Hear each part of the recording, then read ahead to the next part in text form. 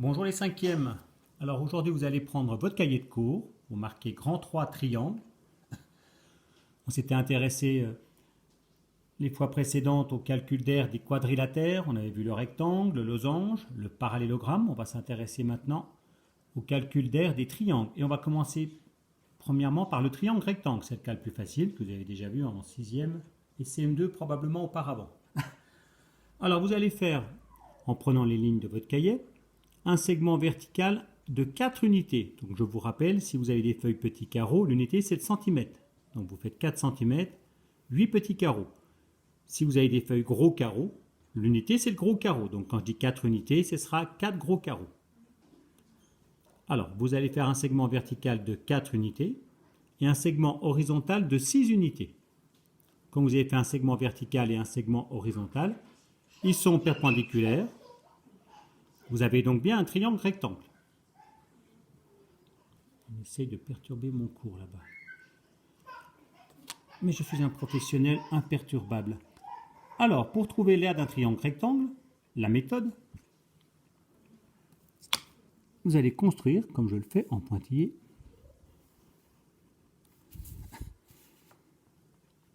le même triangle rectangle que celui-là, mais inversé.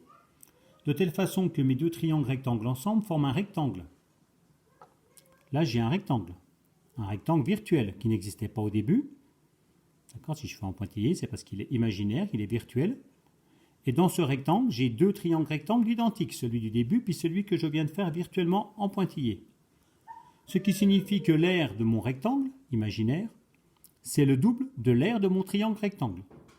On peut dire aussi que l'aire du triangle rectangle, c'est la moitié de l'aire du rectangle virtuel. Voilà. Donc vous pouvez noter R du triangle rectangle, entre parenthèses, égale moitié de l'aire du rectangle virtuel. Virtuel puisqu'au départ, il n'existe pas. Il est là pour nous aider à trouver l'aire du triangle qui, lui, existe bien. Alors, l'aire d'un rectangle, c'est... Vous remarquerez d'ailleurs que le rectangle virtuel, c'est le même que celui qu'on a vu au début du chapitre. Quand on avait calculé l'aire d'un rectangle, j'avais fait un rectangle de longueur horizontale 6 unités et de largeur verticale 4 unités. On retrouve le même.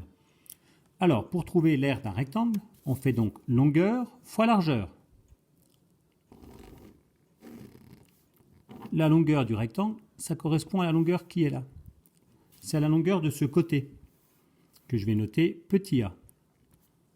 Donc la longueur de mon rectangle imaginaire correspond à un des côtés du triangle rectangle. Et la largeur de mon rectangle imaginaire correspond à un autre côté, que je vais noter petit b, la longueur. Donc la longueur de ce côté-là, je la note petit a, la longueur de l'autre côté, petit b. Donc la longueur et la largeur de mon rectangle correspondent à deux côtés du triangle rectangle, mais pas n'importe lesquels. Celui-là, là, de côté, il ne sert à rien pour la formule. Nous avons trois côtés, il y en a deux qui vont être utiles, ce sont ces deux-là. Celui-là est inutile. Celui-là, à titre d'information, il est en face de l'angle droit. Il a comme propriété d'être le plus grand des trois, on l'appelle l'hypoténuse. On en reparlera dans d'autres chapitres et surtout en 4e, mais pour l'instant, peu importe. Ce qui m'intéresse, c'est ces deux côtés-là. Vous avez l'angle droit. Donc un angle, il a un sommet, donc son sommet c'est celui-là, puis il a deux côtés. Eh bien, il a ce côté-là et ce côté-là, le côté de longueur petit a et le côté de longueur petit b.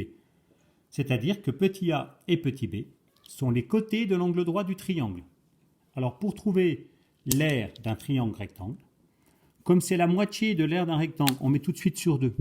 Comme ça, on n'oublie pas de diviser par 2. Et on fait petit a multiplié par petit b sur 2, vous encadrerez à la règle. Voilà, pour trouver l'aire du triangle rectangle, on fait petit a multiplié par petit b sur 2. Petit a et petit b sont les longueurs des côtés de l'angle droit. Donc on ne prend pas celui-là. Hein. Vous notez ça.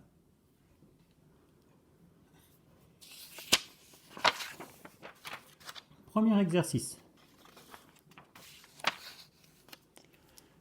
Alors pour éviter de faire tout le temps des triangles rectangles avec un côté vertical puis un côté horizontal, c'est bien pratique, mais on a l'impression après qu'il n'existe que ce genre de triangle rectangle. Vous allez faire un triangle rectangle avec des côtés qui sont ni verticaux ni horizontaux. Vous tracez à la règle un premier segment qui est l'exercice, hein, j'ai bien précisé. Vous tracez un premier segment de 5,1 cm. Là, tout le monde fait 5,1 cm à la règle. Puis en prenant l'équerre ou la règle plate graduée des deux côtés, je vous rappelle que si vous mettez deux graduations, par exemple le 5 et le 5 qui se correspondent superposés sur le segment, la règle est perpendiculaire.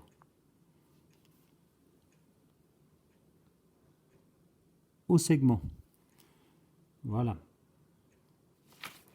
Donc vous tracez le segment qui est là, qui a la même extrémité que celui-là, qui est perpendiculaire à ce segment et qui mesure lui 3,7 cm. Puis vous rejoignez les deux extrémités.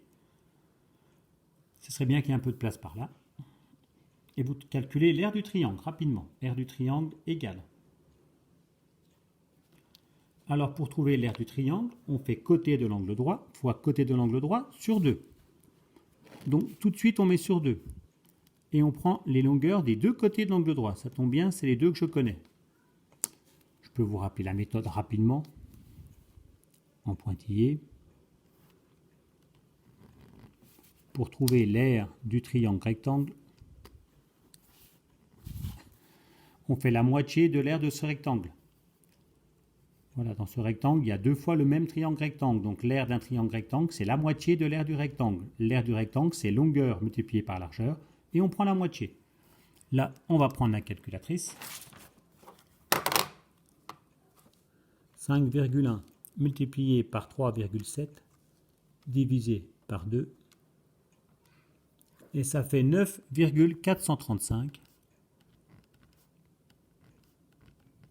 Et l'unité, c'est centimètres carrés. Ça veut dire qu'à l'intérieur de ce triangle rectangle, je peux dessiner 9 carrés comme celui-là, là, de 1 cm sur 1 cm. Je vous rappelle ce que ça veut dire l'aire d'une surface. Voilà, ça, c'est un carré de 1 cm sur 1 cm. Il occupe une surface de 1 cm carré. Et bien dans ce triangle rectangle, je peux en dessiner 9 entiers et puis 0,435 d'un carré. Exercice suivant. Alors là encore, vous allez prendre la règle, tracer un segment AB de 3 cm. Puis en prenant l'équerre ou la règle plate graduée des deux côtés, vous allez tracer le segment BC qui est perpendiculaire au segment BA et qui mesure 4 cm. Vous allez tracer le segment, rejoindre le segment AC. Vous commencez déjà par faire le dessin. Voilà, une fois que le dessin est fait, vous coupez la vidéo bien sûr si vous avez besoin d'un peu de temps, bien évidemment, puis vous la remettez en route. Alors maintenant que le dessin est fait, une petite remarque, vous apprendrez en 5e une propriété très importante qui est la propriété de Pythagore, puisque Pythagore c'est le mathématicien qui a trouvé et démontré que cette propriété était vraie. Pythagore a démontré que si un triangle est rectangle, ce qui est le cas ici, le carré du plus grand côté, celui qu'on appelle l'hypoténuse, je vous en ai parlé tout à l'heure, le carré de la longueur du plus grand côté donnait le même résultat que le carré de la longueur du petit côté plus le carré de la longueur du moyen côté. Plus précisément, si je fais 3 au carré, ça fait 3 fois 3, ça fait 9. 4 au carré, ça fait 4 fois 4, ça fait 16. Donc le carré du petit, le carré du moyen. Si j'ajoute 9 plus 16, si j'ajoute 3 au carré plus 4 au carré, je trouve 25. Eh bien, d'après la propriété de Pythagore, la longueur de ce côté-là, il faut que son carré fasse 25. Quelle est donc la longueur de ce côté-là? J'espère que vous avez trouvé. On cherche le nombre dont le carré donne 25. Et bien la longueur de ce côté-là, c'est 5 cm. Voilà. Et c'est une valeur exacte. Je ne l'ai pas trouvée en mesurant. Si je mesure, je vais trouver 5 ou 5,1 ou 4,9. Voilà, mesurer. Voilà, ça donne 5 sur mon dessin. Si je trouve un peu plus de 5, 5,1, 4,9, c'est pas grave, un dessin n'est pas parfait. C'est pas en mesurant. Même si je mesure et que je trouve 5, la valeur exacte pourrait être 5,01. En mesurant, on ne trouve pas forcément la valeur exacte. Par contre, avec une propriété des calculs, oui. Donc Pythagore m'affirme que la distance AC, si mon dessin était parfait, si j'ai un triangle rectangle dont les côtés de l'angle droit font 3 et 4, l'autre côté, celui qu'on appelle l'hypoténuse, lui fait obligatoirement 5 cm. Je vous explique pourquoi, parce que 5 au carré, ça fait 5 fois 5, ça fait 25. Vous pouvez mettre les calculs entre parenthèses si vous voulez, mais ce n'est pas le plus important. Ce qui est important, c'est que vous me croyez qu'on peut prouver que la longueur qu'elle a, c'est 5 cm, que c'est une valeur exacte. Vous verrez ça en 4e. Alors maintenant, première chose, vous devez trouver le périmètre du triangle ABC.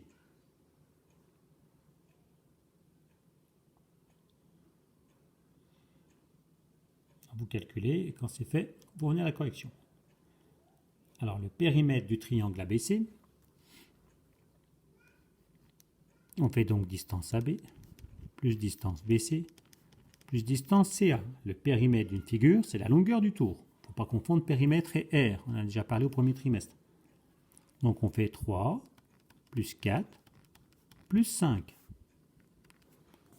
Alors 3 plus 4, 7 plus 5, 12. Et l'unité, c'est centimètres. Donc la longueur du tour du triangle, c'est 12 cm.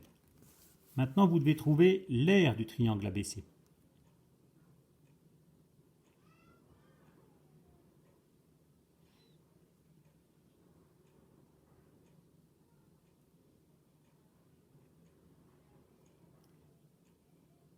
Alors, pour trouver l'aire du triangle ABC, vous avez vu la notation, je crois que j'en ai déjà parlé dans d'autres chapitres, hein, périmètre du triangle ABC. Ça évite de faire des grandes phrases. Le A d'imprimerie veut dire R, et entre parenthèses, ça veut dire qu'on va calculer l'aire du triangle ABC. Alors, l'aire d'un triangle rectangle, c'est la moitié de l'aire d'un rectangle, on met tout de suite sur 2. Et attention, les deux côtés qui m'intéressent, c'est le 3 et le 4. On ne fait pas 5 multiplié par 3 sur 2. C'est une erreur que je vois souvent. On ne fait pas non plus 5 multiplié par 4 sur 2. On ne fait pas n'importe quoi. Pour calculer l'aire, la longueur qui est là m'est inutile.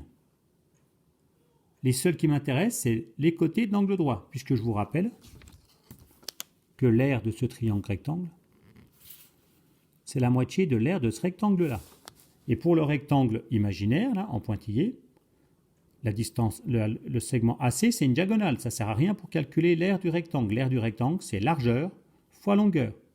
Sa largeur, c'est distance BA. Et sa longueur, c'est distance BC. Donc pour calculer l'aire du triangle rectangle, on ne prend pas la distance AC. Voilà, l'aire du triangle, c'est la moitié de l'aire du rectangle. Donc c'est 3 fois 4 sur 2. 3 fois 4, 12, divisé par 2, 6. L'unité, centimètre carré. Ça veut dire qu'à l'intérieur de mon triangle rectangle, là, qui est hachuré, je peux dessiner 6 carrés, comme celui-là, de 1 cm de côté. Alors bien sûr, j'en ferai un en entier, un en entier, un en entier, et puis les autres, ce sera des découpes, façon puzzle. Mais en regroupant les petits morceaux, eh ben, j'en aurai 6. Voilà, c'est-à-dire...